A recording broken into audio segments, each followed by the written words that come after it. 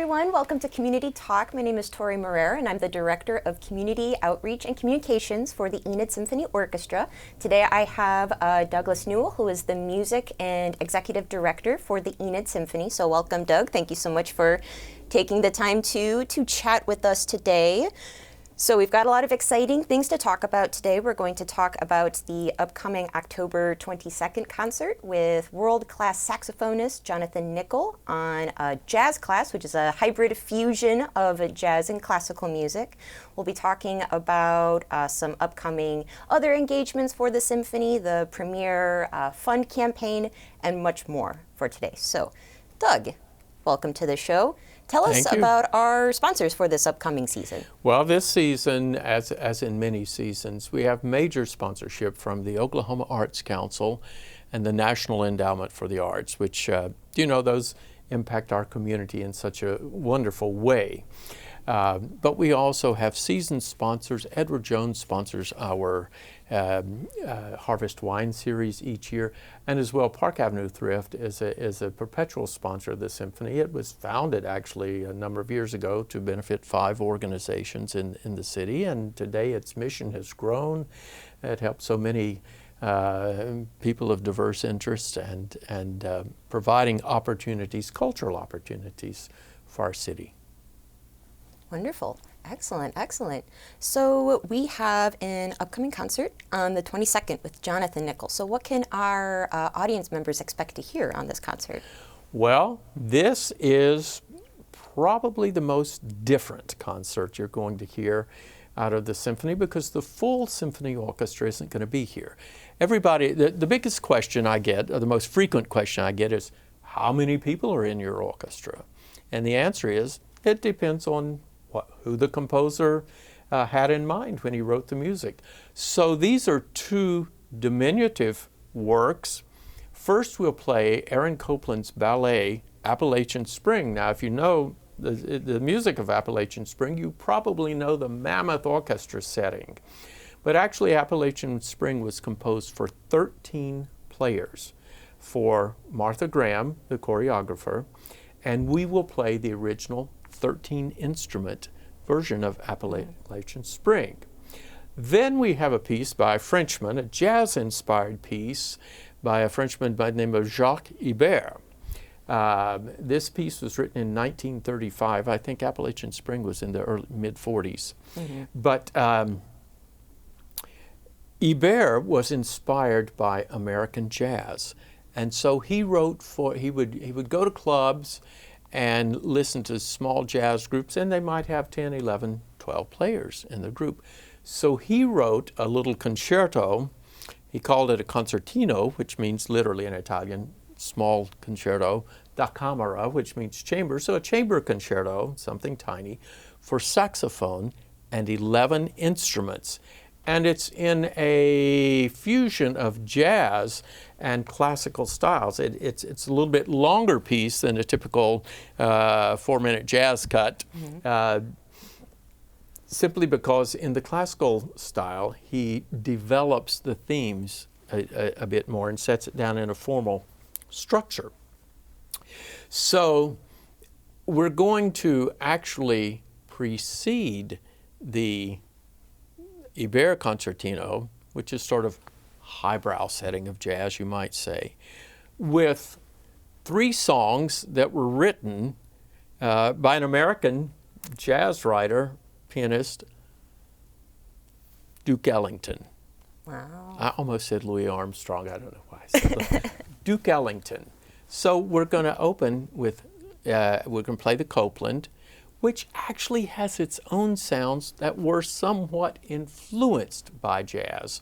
By the time he wrote the ballet, he was drifting away from jazz influence, but there are a few things in there you hear these beautiful chords with added tones to them and say, oh, what an incredible harmony. And Copland could create the most fascinating open sounds. And when he's writing about Appalachian Spring, he was writing about unsettled wilderness and a young couple. They were Shaker religion in this case. Actually, it's set in Maine in a Shaker village, not at all in the Appalachian Mountains. but nonetheless. So we have 3 songs of Duke Ellington, and they will be performed by even fewer players. They'll be performed by Jonathan Nickel playing tenor sax, Mike Geib, our principal bass player in the symphony, who teaches bass, jazz bass, at UCO in Edmond.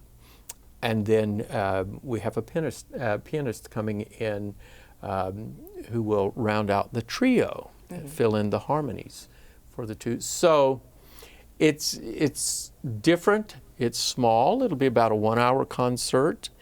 And as has become our custom, the Enid Symphony Auxiliary Society will put on a marvelous spread following the concert. Cash bar opens at 6:30. Art show in the Jane Chaplin Art Gallery featuring the art of Connie Moore, who's from Waynoka. Absolutely fantastic art up there. So come early, see the art show, enjoy the concert, and stay late. I think our reception last time lasted about an hour. Oh, that's right. So it's a really a wonderful night out. So you get a little jazz, you get a little more traditional jazz, and you get some American classic music from the 1940s. Excellent, excellent. And I believe you alluded to this a little bit, but even the title of the concert, Jazz Class, do you think there's like an educational component to this, or what inspired that title? Well, the title actually has, we turned an 8th note on its side to make a dash and make a combination word, Jazz Class. We should have put ... with an exclamation point, something like that. We came up with that name simply because it's a hybrid concert. It's not purely, you're not going to hear any Beethoven or Mozart, so leave your powdered wig and your waistcoat at home. Just come as you are, I mean, come casual, and you'll enjoy this one. But jazz, actually, if you go back to its improvisatory nature and really look at it, this is something that was being done in the Baroque era. 300, 400 years ago, Bach was a master at improvisation and writing it down later for us to see. There are any number of composers from even the 13, 14, and 1500s who were master improvisers. Someone asked Leonard Bernstein the difference between classical music and jazz and popular music. And he said, well, it's simply that classical music is written down. It's defined. There's still a lot of freedom, of flexibility of interpretation there.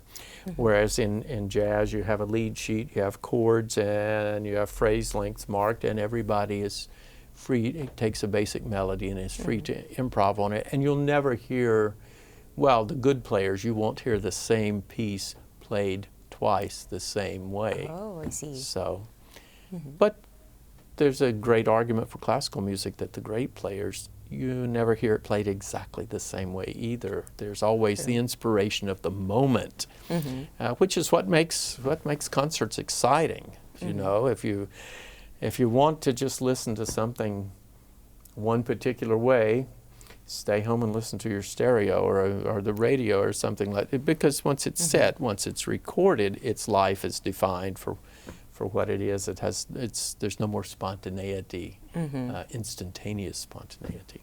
Right, and that's really that's the huge benefit of attending a live performance, such as a performance of the Enid Symphony, versus listening to a YouTube recording or a record. It is. You may. You know, there's a feeling in the ensemble, however large, it's 100 players, there's still a feeling that you can do something spontaneous or a little different than you did in rehearsal maybe. And you know everybody's attention is right there. And if you choose to take this tempo a little bit differently or a little faster, that's exciting for everyone. Or to take it a little bit slower, or to stretch a phrase this way and emphasize this particular note in it as opposed to that one. It's all part of the gift of creativity that we have. I have a good friend who years ago played in New York Philharmonic under Leonard Bernstein, and they were preparing a tour of Japan. And on that tour was the Beethoven Fifth Symphony, which every experienced orchestral player, has played many, many times. I mean, it's one of the greatest pieces ever composed. And he said, it's point in the rehearsal, we were scheduled to rehearse the Beethoven Fifth, and Bernstein looked at us and said, hey, we're going to play 21 shows. We're going to be out about 25 days. He said, we're going to play this 21 different ways. Just watch. Oh, wow. And they didn't rehearse it, and he said, we played it 21 different ways, and he said they were all phenomenal. Oh, that's wonderful. I digressed. Sorry. Oh, no, I think that's really interesting. I think we want to drive home to our viewers, like, the importance of attending a live concert, as opposed to staying at home, listening to something that's pre-recorded, just one of the true, like, just that much more that they get out of coming to a live symphony performance. Well, we need people in the audience, because when we play, our hall is so acoustically wonderful, but it is designed acoustically. It was sort of tuned, you might say, for full house. And you have to understand that when you're at a concert, you go to a rock concert, you stand next to those speakers and it's thumping, thumping, thumping. But your body is part of the reflective surface in that hall. And so the emotion you experience is largely geared to the vibrations of the music that you feel. And obviously the extent of the vibration in the room is so different in a live setting than it is in your living room with two speakers. We're amazingly advanced at recreating sound these days and recreating the clarity of sound. And all my friends and I will argue about, CD technology, that's so far superior to analog recording. Well, not, in my opinion, but it's my opinion, and I'll leave it at that. Yes. I'm happy with it and will enjoy it. But it is an emotional experience to sit there and listen and become absorbed. And you have to think of it, gosh, it's like you go to one of the big stadiums here, you sort of walk out there and walk into the stadium, and it's like this sanctuary away from the world. It's like this universe of its own. Same thing, I love to go to the baseball park, because we see it from the outside, and yeah, you can see a few things out around it. But it's sort of this space that's dedicated to this one thing, and you step through the gate, find your seat, and you are apart from everything, all the troubles of the world, as they would say. And the same thing with a symphony hall. You walk in and you sit and let yourself be immersed with the sound and with the emotion. And gosh, the technical ability, the instruments, and you look at the things they're holding and you think, yeah, 100 years ago that was a tree in Brazil. Well, there you go. Wild. And that's just one of the bows. So right, exactly. Things all connected. all connected. Yeah. Excellent, excellent. So I do want to ask about the guest artist. So Jonathan Nickel, he's coming in on saxophone. He's playing jazz and classical. Can you tell us about who our guest artist is? Jonathan is professor at University of Oklahoma. Okay. It's in Norman.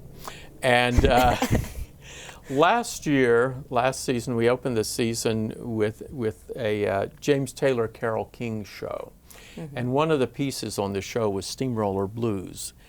And you have to have a guy playing the sax solo that's just over the top. Well, I will tell you, I didn't know Jonathan prior, and one of our other players who teaches at OU said, I was telling him about this. He said, oh yeah, you need Jonathan Nickel. Just hire him. It'll work. So we brought him in, and it happened to be a piece for the backup band and a little 5-piece brass group. And it has the sax solo in the middle of it. And so I really have a chance to stand there and listen for this piece, and I turn around, this guy starts playing, and I'm like, okay, this is really fine. And he keeps playing, and I'm like, this is way over the top. And by the time he was about a minute into that solo, I was thinking, yeah, I got to book him to be a soloist with the symphony next year. This talent is too amazing to have this in Oklahoma and not have the opportunity to present it to other, to different public, instead of just in the academic setting at the university. Turns out Jonathan has worked and played around the world and around the country in particular with a few conductor friends of mine, as well as he collaborated on the creation of a piece for solo saxophone with my college theory teacher. Whoa, of small all things. world. Yeah. Dr. Schaffer is now, well, he's a little older than I am. He was about 10 or 12 years older than I am, so that would put him at 30 or so. I don't know, something like that. But anyhow, maybe 41. But anyhow, yeah, they collaborated on creating some music, and which, you know, a lot of people don't realize a great composer, if he wants to write for an instrument he doesn't know, or she wants to write for something, they'll find the finest players they can and say, okay, what's possible? What can I write? Okay, if I write this, can you get it immediately, or can it really be worked out? And we have a lot of pieces that get played end of the season. Caroline Turek is playing Concerto by an American Samuel Barber. And when he wrote it, the faculty members at Curtis Institute, the violin faculty, said that can't be played. It can't be. It's too difficult. It's too technically involved. And now, here we are. Many players have played it since then and learned how to master it. And that's the great thing about our art. We learn from one another in successive generations. The music of Vivaldi, The Four Seasons, was the highest accomplishment of technical achievement when it was composed several hundred years ago. Now there's a lot of Vivaldi that can be played by what we would name as what we would label as intermediate players. And there's a lot that can't. Don't let me get carried away. So, and I believe you also mentioned earlier, speaking about like the repertoire, he's playing two different, maybe for our viewers who aren't familiar with all the different kinds of saxophone, you mentioned alto and tenor. He's playing an alto sax, which is a higher pitched, slightly smaller instrument, and a tenor saxophone, just a little bit bigger. Sort of, well, for string players, I'd say about the difference between a violin and a viola. Oh, okay. It's just a few more notes. One has a few more here, one has a few more there, but it's where its most beautiful tessitura or most beautiful range lies that determines that. So it really depends on like the repertoire and like what's being played and the timbre that you're looking for. Okay, excellent. So viewers can expect to see two different sides of Jonathan Nickel: higher classical, lower jazz standard. Well, some would say low class and high jazz. Ooh. Anyways, so no, we classical guys, we're not really low class, but you know, I mean, it's whatever people think. We're on equal level for this concert. We mow our own lawns. Yes, excellent.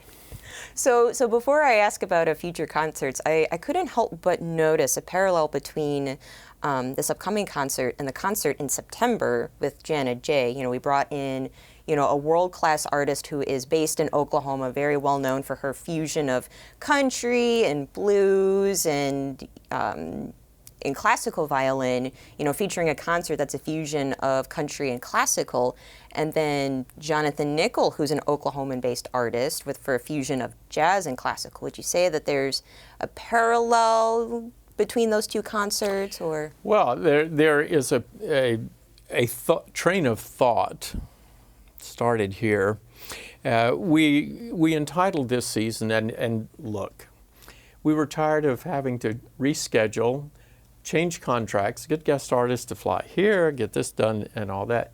The last few years have just not been all that much fun. But we got everything done we said we would. But so this year I decided we're going to focus on Oklahoma. We're going to bring artists from Oklahoma and in fact play some music by composers from Oklahoma. And you're going to be surprised later in the season what we bring and what we show. Oklahoma composers who in the 1930s were studying writing music in France. Native American, African American, Oklahoma composers. We don't think in those terms, but nonetheless, it's there. So I developed a title for this season, Horizons. And by the way, all the artwork that we're putting out on posters and brochures and program books are photographs of horizons in Oklahoma. Everything are Oklahoma landscape photography. Jaron Peters, I believe, is the photographer. And our friend Casey, our administrative associate Casey, brought his artwork, his photography to my attention. I said, this is perfect because it sends that message that there is so much more to Oklahoma than any of us know about. There's so much more influence. There's so many more artists. Of course, we all know the Grammy Award winners. Of course we know that. We get that because we're inundated with it. But there's a lot of creativity out there that has sort of developed over time and been in the oven, and here it is. We have great performers. Our universities in Oklahoma have incredible music faculties. They're really, these are world-class players and interpreters of music. And so my idea was to focus on people from Oklahoma and people living here. But to go back to your question about putting country with classical and now putting jazz with classical, do you know, it's, and I'm going to reference Leonard Bernstein one more time. He made the comment off the cuff one time about music. He was teaching a thing, and he says, well, it's all jazz. That's right. And what he meant by that was it's all an improvisation of the human spirit in music. It's letting the spirit soar, letting it wander, letting the mind wander, letting the mind create, find things to be excited about. And so to connect all different types of music, I think, is to make all different types of music more accessible to more people. Right. Children today listen to more classical music than ever before. And the reason is media. Not only movies. I mean, my goodness, Aaron Copland was writing music for movies in the 1940s. You know, he preceded John Williams, Copland was preceded by Richard Strauss and Gustav Holst and all these guys. And so there are patterns here. Different function for the music and reasons for why it was composed this way or that way. But we have movie music that children hear, which still has, to this day, is having an increasingly use of classical music. And then the way we listen to the radio, because it used to be that a radio station simply played top 40 or rhythm and blues or whatever. Stations were known by a particular genre, I hate that word, genre of music that they programmed. Well, today you've got Spotify, what else? Apple Music, iTunes, YouTube. you've got YouTube, Pandora. Yeah. And you know, if you just put it on, you can hear anything. Right. You can hear it. You don't have to go any further than that particular thing to hear a variety of music. And if they put in a mix for you, you know, you can bet you're going to hear it. So the nice thing I like to say about it is that our children are no longer prejudiced against what their grandparents might have said, or their parents, Right. well, I wasn't that type of grandparent, but might say, oh, that's classical music. Do you know you have to dress up to listen to that? That's highbrow. Well, you know, nothing is more highbrow than another anything else when it comes to an expression of the human spirit, and that's what music is. Of course. So yeah, Yeah. if that's what jazz is, it is all jazz. Of course, yeah. And I think this is actually a great segue into my next question. So one of the upcoming engagements for after the October concert is the Carnegie Hall link-up concerts that we have for our elementary students here in Enid. Tell us about what this experience is going to be like for them connecting with classical music and the orchestra. Link Up is a program that was conceived at the Educational Division of New York City's Carnegie Hall. And the program is distributed to school systems, both public and private, in cities where there's a professional symphony orchestra. Years ago, the MetLife, and not too many, maybe about 10 years ago, the MetLife Foundation paid for the creation of workbooks for teachers, workbooks for students, rental of music, putting together of concert programs for composers to write individual pieces of music for each of these programs to go along with the things from the standard catalog of music that orchestras play. And they created a program called Link Up. There are different concerts in Link Up. Last year we did the Orchestra Sings. This year we're playing a program called the Orchestra Moves, and it's about how music moves through the orchestra and the motion of music, the tempo, the dynamic, the rhythm of music, as it were. We're very gifted that we're able to present to our area 3rd, 4th, and 5th graders free concerts by the Enid Symphony Orchestra. This year we'll be at Emmanuel Enid, I believe, on March the 8th. And then in April, we're making a return engagement in the McKnight Center in Stillwater to perform for students from the Payne County schools. So all in all, we'll give 4 50-minute concerts, and we'll have audiences, just close to 4,000 students will get advantage of this.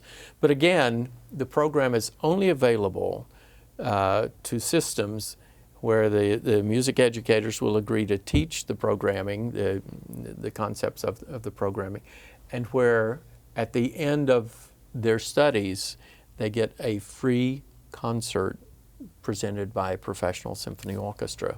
Wow. So it's quite a treat. That's such a great opportunity, I think, for our children in the communities. You know, on top of having more accessibility to music in general through these online sources, actually getting the chance to play with musicians and interact with world-class musicians, I think, is fantastic. Well, we purchased a few years ago 2,000 recorders, little instruments, for elementary students in Enid, and they're recyclable. You can sterilize them in the dishwasher. They can be reused. Great instruments, good little quality instruments, and the children will actually play some melodies with the orchestra. There are things, they have movements, gesture to dance, and then there are things that they will sing. And the way this program is created is there's something of different levels in each program so that every child can participate in the performance with the orchestra on certain pieces. It's a lot of fun. It's more energy in one room than I think I've experienced since I was raising 2- and 3-year-olds.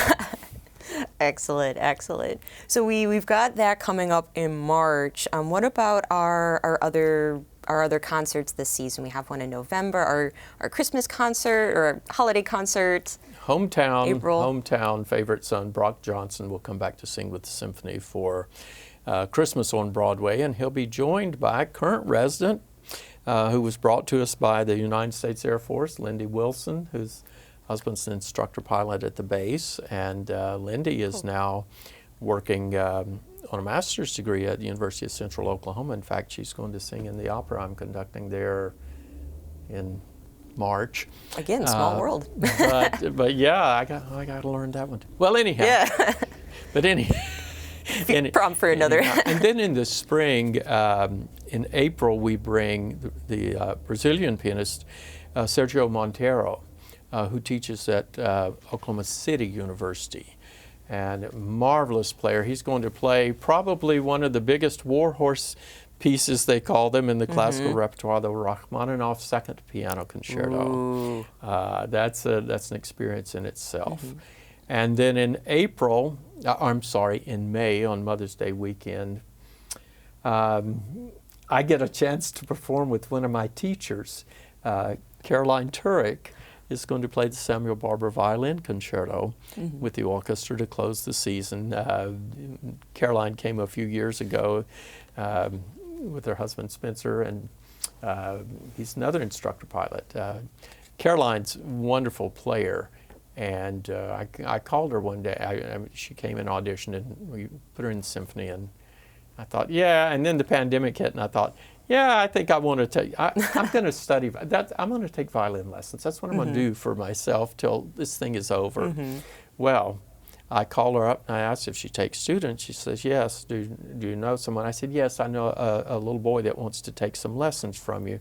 Do you have time? And she told me when. I said, well, we'll have him at your house.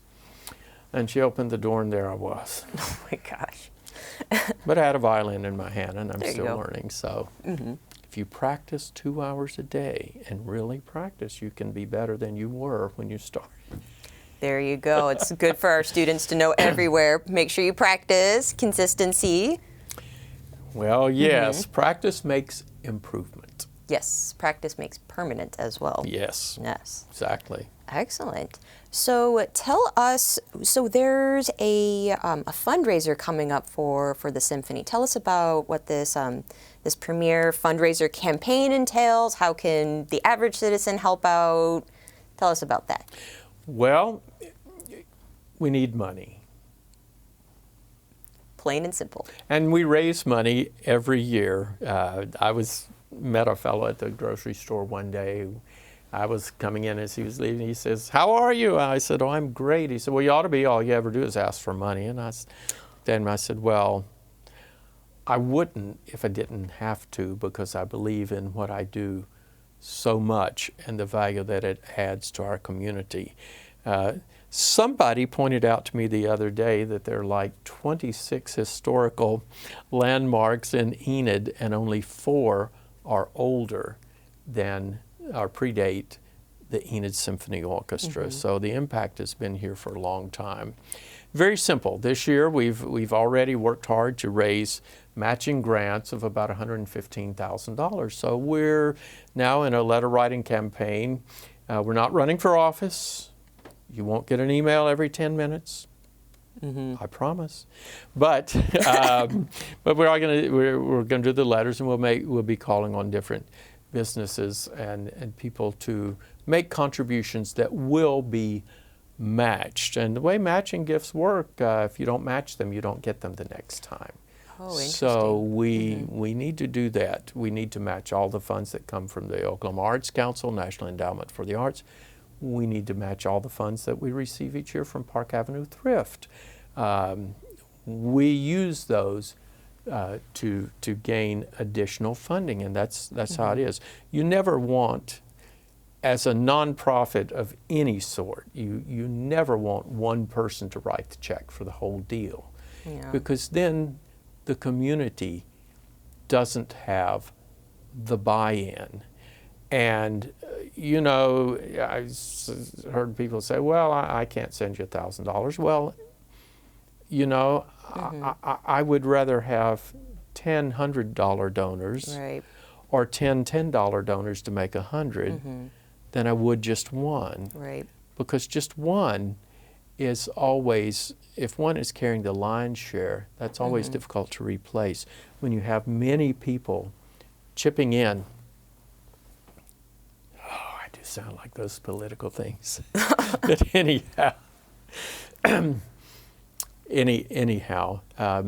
when you have many people supporting, it gives a much better picture of your community and its interest. And it also, when we apply for other grants, we have to list our sources of income and sources of support. And the more you have, the more donations from $10 on up, the more of those you have, it paints a better picture of your community involvement in your organization, and it makes foundations much more likely to make a gift. They're not going to do it if they see one or two people footing the bill for the whole thing.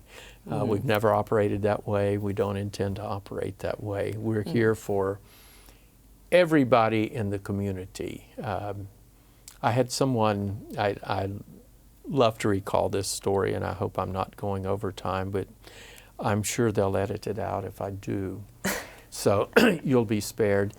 But in one of the very early rehearsals I was conducting years ago, I was sort of going at it rather hard after a particular result, and somebody said, well, you pulled me aside at break and said, you really can't expect us to play like players from the big cities you've been in. And I said, well, your audience deserves just as much effort as anybody in any big city. And it's true. I mean, I believe in the city of Enid. I believe strongly in its people. Right. And there isn't any one person in this community that's any less deserving of the best we can give than in any community of the world. Right, exactly. And it takes a village to raise a child, and in this instance it takes a village to raise an orchestra. It's really a team effort, and every little bit counts. Does indeed. Yes. Well, excellent. So thank you so much I believe that's our time for today. Thank you so much for speaking with me and for sharing, your continual support and sharing the gift of music to the Enid community. We still have single tickets and season tickets on sale. So if I encourage everybody to at least buy a single ticket for the October 22nd concert, and if not, a season ticket we have some really great concerts coming up for the rest of the season. So be sure to go online at www.enidsymphony.org or call the number below the screen, 580-237-9646. And I encourage everybody to check it out and to always continually support the Enid Symphony. We're a historical landmark for the Enid community, represents the strength and the connection of our Enid citizens. So thank you so much, Doug Newell. Thank you. I look forward to next time.